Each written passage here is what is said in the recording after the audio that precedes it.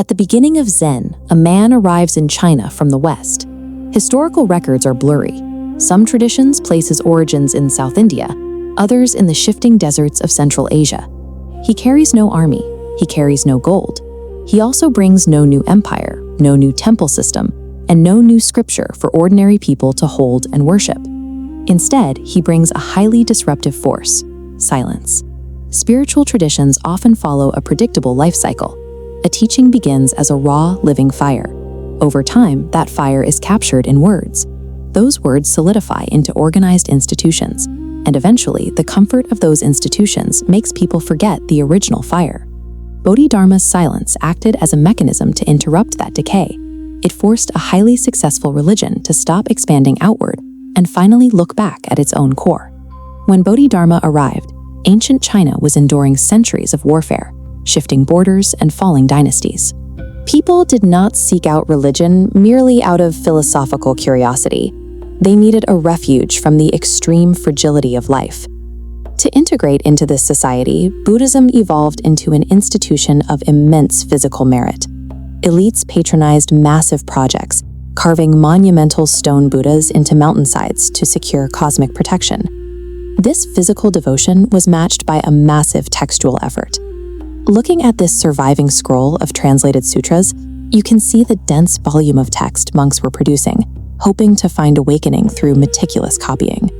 But the more visible the religion became, the more it risked losing its invisible center. The direct experience of awakening was being buried beneath endless ceremonies, making the religion a comfortable hiding place for the human ego. Despite the construction of massive temples and the memorization of thousands of scriptures, the deep restlessness of the human mind remained untouched. Seekers were still looking outward for something that could never be found out there: the infrastructure of the Dharma. The texts, the statues, the rituals, now stood between the seeker and the search. The religious world had built itself into a corner, setting the stage for Bodhidharma to tear it down. The earliest legends pit Bodhidharma directly against the highest political power. In a famous encounter, Emperor Wu of Liang lists the vast wealth he has spent funding temples and monks, demanding to know how much spiritual merit he has earned. Bodhidharma replies with 2 words: no merit. This response denies the emperor's attempt to quantify his virtue or turn generosity into a permanent identity. The emperor, confused, asks what the highest meaning of the holy truth is. Bodhidharma answers, vast emptiness. When the emperor asks who is standing before him, the monk replies, I do not know. He refuses to offer the emperor a fixed, solid self to interact with. Following this rejection of the court, Bodhidharma immediately travels north. Leaving the emperor behind is a physical manifestation of leaving institutional validation behind. He vanishes into the harder landscape of mountain caves and silence. This encounter defined the legacy he would leave behind. It established a transmission entirely outside of orthodox scriptures, one that bypassed words and letters to point directly to the human mind. Bodhidharma's refusal to flatter the emperor proved a harsh reality. Awakening cannot be purchased with gold, inherited through lineage, or measured by an institution. It must be confronted entirely alone. Bodhidharma eventually settles at a monastery and sits in stillness, facing a wall. The wall represents a total refusal to escape into distraction. Facing a blank surface strips the mind of its ability to perform. There is no audience to impress, no enemy to blame, and no doctrine to hide behind. The seeker is left with the raw mind meeting itself. A desperate seeker named Huike comes to Bodhidharma in a freezing storm. In the legend, Huike severs his own arm to prove his resolve, a brutal symbol representing the absolute necessity of giving up the body of attachment. Huike begs the silent teacher, "My mind is not at peace. Please pacify it." Bodhidharma finally turns and demands, "Bring me your mind, and I will pacify it." Huike searches internally for this troubled mind. He looks through his thoughts, his fears, and his memories, but he cannot locate it. He realizes that the suffering self is not a fixed, solid object. Huike's inability to locate his own mind revealed a radical possibility: that the person who owns the suffering is as transparent as a thought. When the object of the search vanishes, the problem it was meant to solve goes with it. Bodhidharma did not invent meditation, but his movement took the Sanskrit concept of dhyana, which translates to Chan in Chinese, and transformed it from a passive ritual into the uncompromising, burning center of the religion. Wall gazing is a grueling physical and mental reality. The knees ache, the back resists, regret rises, and the mind desperately attempts to manufacture spiritual visions just to entertain itself. The internal mechanism is severe. By watching thoughts, fears, and desires arise and vanish without acting on them, the rigid illusion of the self dissolves, allowing passing distractions to flow through without sticking. This practice took abstract Buddhist doctrines out of academic texts. Concepts like impermanence and non-self were no longer philosophical debates. They became visceral, moment-to-moment observations of the mind's own behavior. Bodhidharma turned meditation into a living laboratory. It became the only place where the core truths of Buddhism are proven from the inside out, rather than memorized from a page. This radical path carried an inherent historical danger. Followers could easily mistake the rejection of attachment to scriptures as an excuse to despise wisdom and learning altogether. This demand for directness manifested in unexpected ways, through sudden shouts, sharp physical strikes, and paradoxical riddles. It produced ink paintings where empty space held more weight than the brushstrokes themselves. Bodhidharma's legacy forcefully dragged a vast cosmic religion out of the heavens and back down into the reality of the ordinary human body. This subtraction method stripped away the layers of postponement. There was no waiting for a future paradise and no intermediate layer of scripture, just the immediate mind. But this left behind a dangerous paradox that would shape centuries of history. If awakening is an intimate realization seen only within the mind, who holds the true authority to certify it? Silence is often imagined as a backdrop, incense rising in a dim hall, or monks sitting motionless before dawn. But Bodhidharma's silence functioned as a bleed aimed at the root of human suffering. This diagram maps the psychological feedback loop that Chan seeks to break. While physical pain or loss are real, the Chan tradition suggests that true suffering only begins when the mind clings to these events, building a rigid identity around what it cannot control. Bodhidharma's solution was to interrupt this cycle at the source. He instructed practitioners to stop chasing sacred ideas or escaping the world, and instead turn their attention entirely inward to observe the mind that does the chasing. Early Chan stories demonstrate this interruption. When students sought ultimate truths, masters responded with shouts, laughter, or absurd answers. These were not riddles to be solved, but tools designed to break the mind's habit of trying to possess and control truth through concepts. To realize this emptiness is to see that no self exists in isolation. When the boundaries of that self soften, the suffering of others is no longer foreign, making compassion a natural extension of seeing reality. To survive the volatility of history, a movement suspicious of formal institutions had to create one. The Chan tradition developed a lineage system to verify awakening mind to mind, ensuring the teaching wouldn't dissolve into mere personal opinion. Because inner realization is invisible, the tradition relied on physical evidence. Bodhidharma passing his robe and bowl to his successor, Huike, provided a visible anchor for a transition that occurred entirely within the mind. Yet Chan's foundational stories continually subverted the very hierarchies they built. The story of Huineng, an illiterate kitchen worker who realized the nature of mind, proved that awakening does not belong exclusively to the educated elite. Practice eventually moved from the meditation hall into the physical labor of mountain monasticism. Grueling tasks like chopping wood, carrying water, and sweeping became the primary vehicles for maintaining presence. The wall of meditation expanded to include every act of daily life. This transition proved that while the Dharma relied on institutional structures to survive, it could not be contained by them. The Dharma traveled along the Silk Road through landscapes that tested the body. On these brutal, dry routes, the Buddhist teachings of impermanence and suffering were not philosophies. they were the daily reality of weather, bandits, and thirst. Travelers relied on oasis cave temples for protection and merit. These painted spaces offered a moment of spiritual resolve before the pilgrim faced the deadly uncertainties of the high mountain passes and desert sands. Legendary accounts depict Bodhidharma crossing the turbulent Yangtze River on a single reed. This image functions as a spiritual portrait, the Dharma navigating the impossible on nothing but balance and resolve. Bodhidharma's physical journey across Asia survives in memory because it mirrors the inward journey. The deserts, mountains, and rivers represent the obstacles and vast uncertainties encountered when the mind stops looking outside for answers. A teaching survives by taking on the characteristics of the culture that holds it. Across East Asia, the seed of Bodhidharma's teaching mutated to fit the specific needs of different civilizations. In China, a society built on ancestral continuity, Bodhidharma was established as the first patriarch of Chan. This gave a disruptive movement a sacred genealogy and legitimacy within the existing social order. Other regions developed their own focus.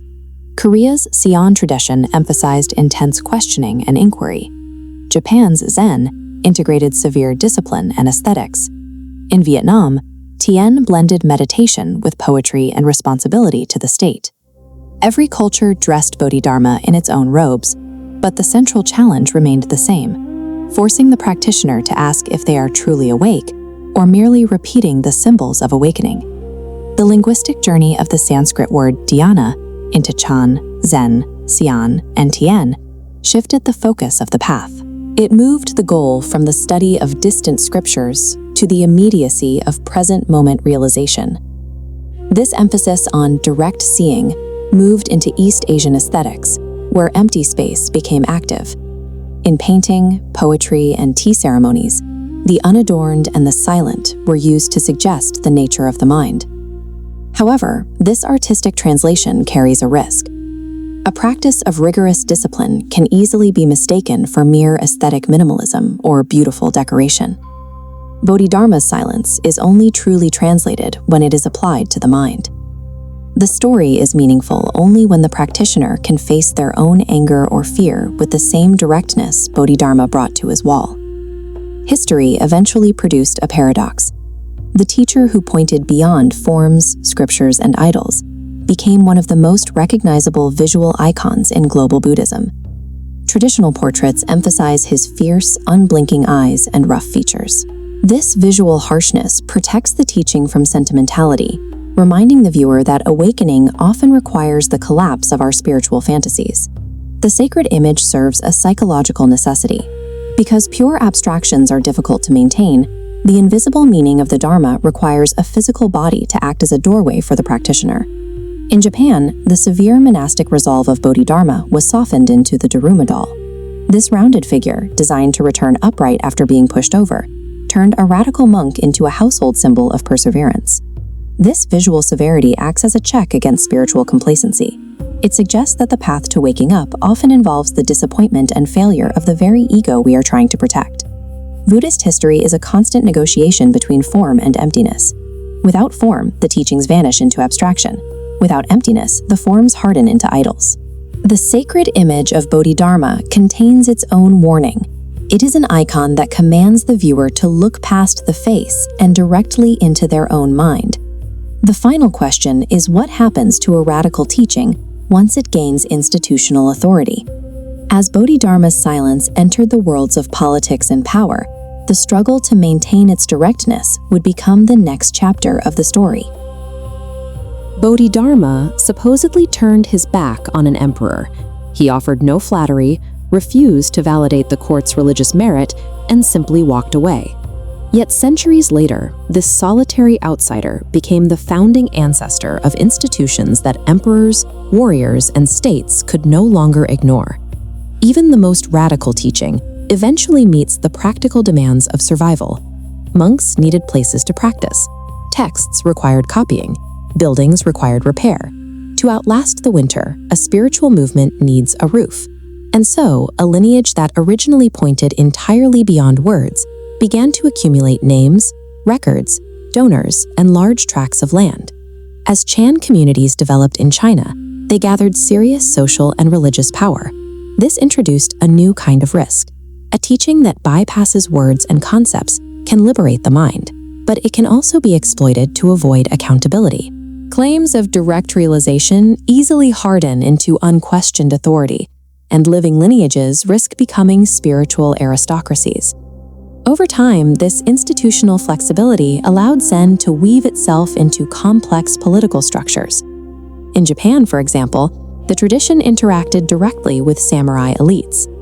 In this historical photograph of 3 samurai in full armor, we see the very culture that Zen institutions would eventually become entangled with, inspiring profound artistic focus, while raising difficult ethical questions about aligning with military power.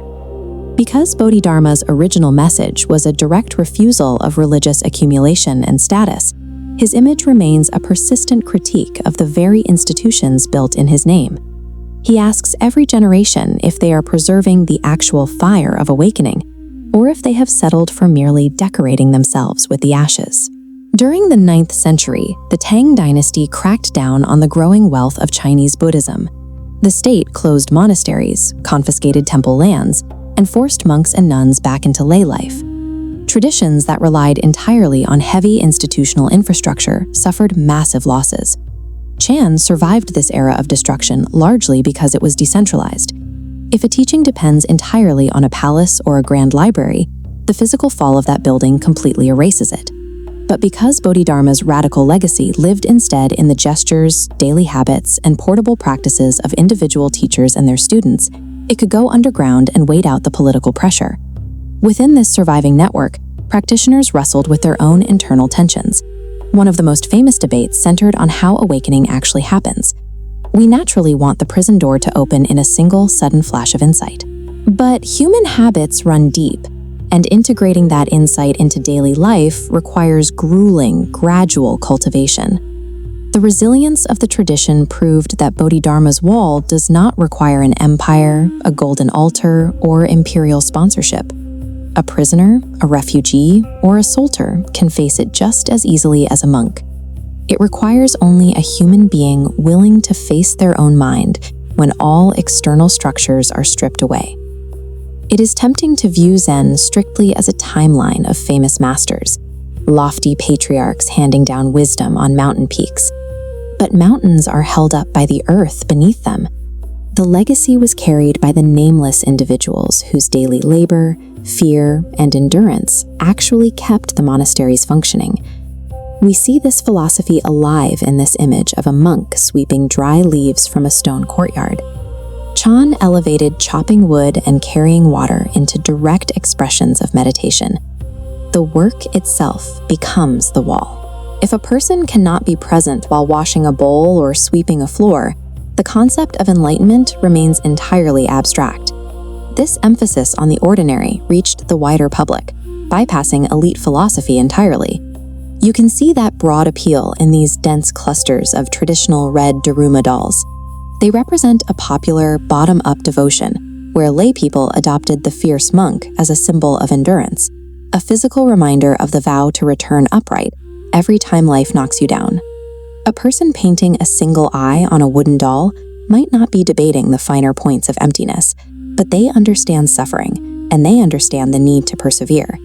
The deepest Buddhist teachings endure because they distill complex philosophy into portable actions and memorable stories that ordinary people can use. Beneath the history and the folklore lies the psychological core of Bodhidharma's teaching. It centers on an experience almost everyone knows, but very few can tolerate. The exact moment the mind stops running, and there is nowhere left to escape. In normal life, we constantly shift our attention away from ourselves through conversation, planning, or entertainment. But when the body sits still, facing a blank surface, the mind displays its internal weather. Hidden resentments repeat themselves, old fears tighten the chest. Even spiritual ambition becomes painfully visible. Bodhidharma meets this chaos with a very specific, sharp compassion. He refuses to flatter the ego. He offers no comforting theology to soothe the anxiety of sitting alone. Instead, he forces the practitioner to take absolute responsibility for their own internal state, leaving no room to blame the outside world. Facing the wall allows for the possibility that what we fear most in silence is actually the doorway to freedom. Seeing the mind clearly strips fear and desire of their absolute authority, allowing them to arise without becoming the whole sky. A practice focused on the formless mind paradoxically demands highly disciplined physical spaces. Look at the symmetry of this modern meditation hall with its perfectly aligned blue cushions. The strict spatial constraint, the dim lighting, and the silence are carefully engineered to remove external distraction and create the internal pressure needed to train attention. This architectural discipline has deep roots. Early practitioners meditated in cave temples like this one, sitting in the dark before a central Buddha. You enter the dark, you wait, and slowly, hidden shapes and patterns begin to emerge from the shadows into clear view.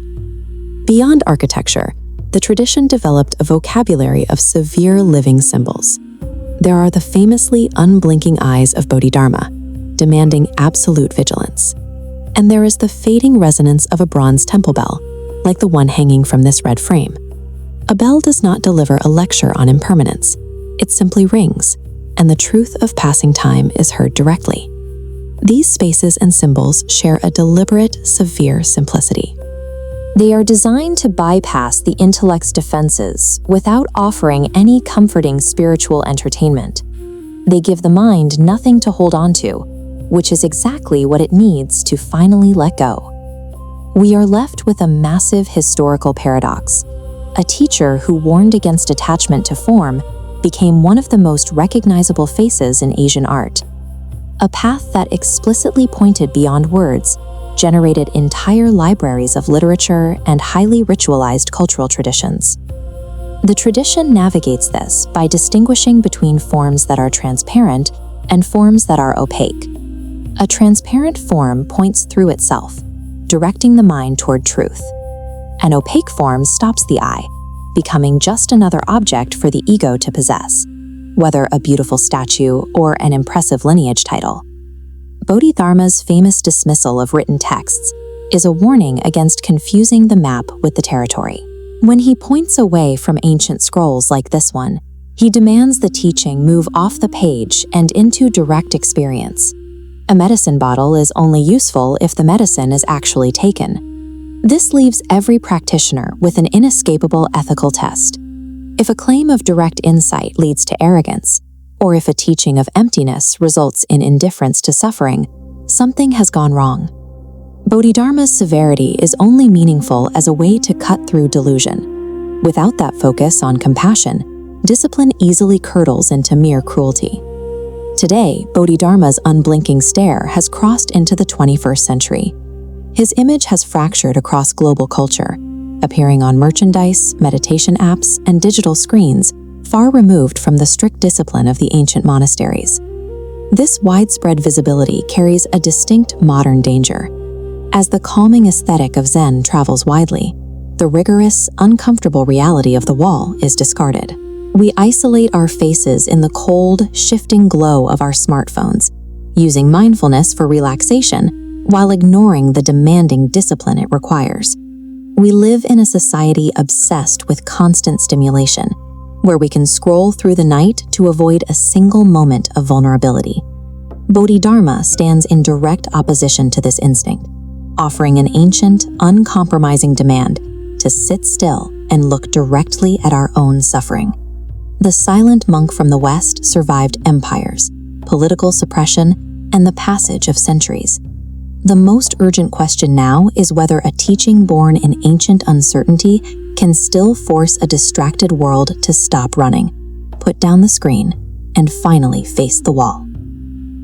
The modern world did not find Bodhidharma as a unified historical figure. He arrived in fragments. Scholars found sparse records and competing traditions rather than a clear biography, leaving behind the delicate pieces of a puzzle that historians are still trying to assemble. His image eventually drifted into ordinary domestic life. The fierce patriarch of the Silk Road became a ubiquitous cultural object, his intense gaze stylized into the wide, unblinking eyes of Daruma dolls sitting on millions of shelves. Zen offered a profound appeal to a Western world reaching the limits of industrial life. People exhausted by rigid dogma and hyper-rationalism looked to the monk from the West for something that didn't require traditional belief. This rediscovery carried a quiet danger. Modernity often attempted to strip Zen of its monastic discipline and ethical foundations.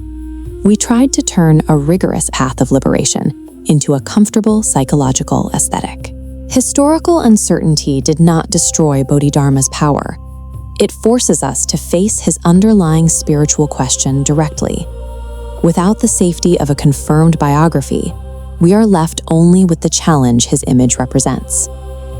Our digital environment functions as an economy designed to keep human attention constantly moving.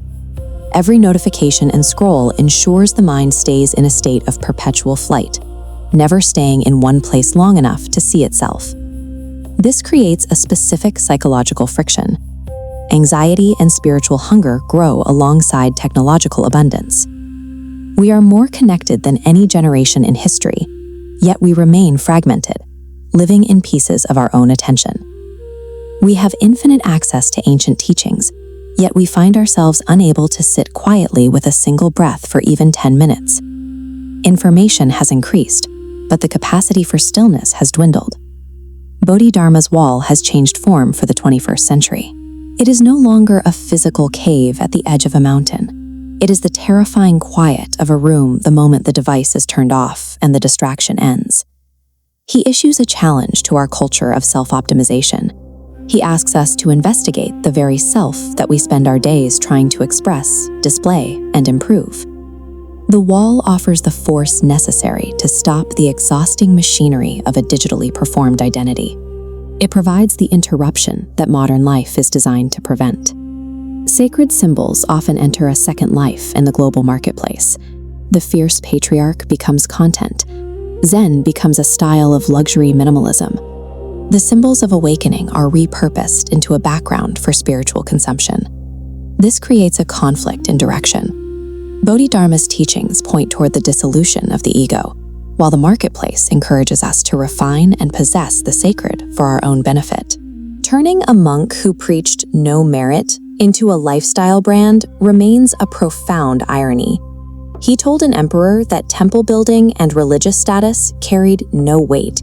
He would likely say the same to our modern versions of spiritual accumulation. Even when commercialized, his image remains unsettling. His expression resists being turned into a soft slogan. He still looks back with a glare that asks if we'd understand the weight of the silence we are trying to buy. True practice provides the ultimate defense against commercialization. Genuine awakening cannot be purchased. The experience undoes the consumer who demands to own it. If we strip away the beard, the robes, and the modern branding, one must ask what actually remains of Bodhidharma. A living confrontation with the mind's storytelling survives long after the biography has faded into fragments. What remains is the challenge to see through our own spiritual pride. This is a hard mercy. Bodhidharma acts as a physician delivering a blunt diagnosis of a wound, refusing to offer the comforting narratives that keep us asleep. He denies us the soothing narcotics of religious performance. This severe directness applies to the most unromantic actions: sweeping, eating, sitting. The ego finds nowhere to hide in the repetitive work of daily existence. The living core of Bodhidharma activates in the exact moment a practitioner returns to direct seeing, catching the ego before it can formulate a reaction. Bodhidharma becomes dangerous to our habits only when we stop treating him as a historical object. As a mirror, he offers no flattery and no escape. He poses an uncomfortable question to the modern seeker. Are we using these concepts to genuinely wake up, or are we simply decorating our pain with beautiful spiritual language? Emperor Wu's desire for spiritual merit survives in our obsessive tracking of personal progress and wellness. We still want awakening to be an achievement that confirms our identity.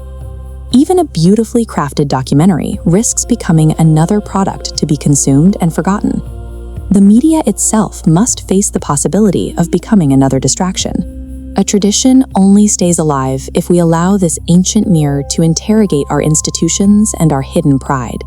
Bodhidharma forces the question, does the form still point to the truth, or has the form become the truth? The central command of this story remains unchanged across 15 centuries. Look now, not later, and not after you have understood every doctrine. The wall functions as the necessary friction where the machinery of illusion breaks down. It offers the stillness required for the self to finally show itself as it is. Seeing through the fixed self allows unforced compassion to emerge. When we stop defending our story, we realize everyone's suffering comes from the same clinging. The mountains and rivers of the legend mirror internal barriers. The ego proves harder to scale than any peak, and the flow of thought runs more turbulent than any river. This challenge rests with you, in a room lit by a dim screen. The moment arrives to turn off the noise and stop running. The silence we fear provides the doorway to freedom. Bodhidharma's journey ends when we finally choose to enter it.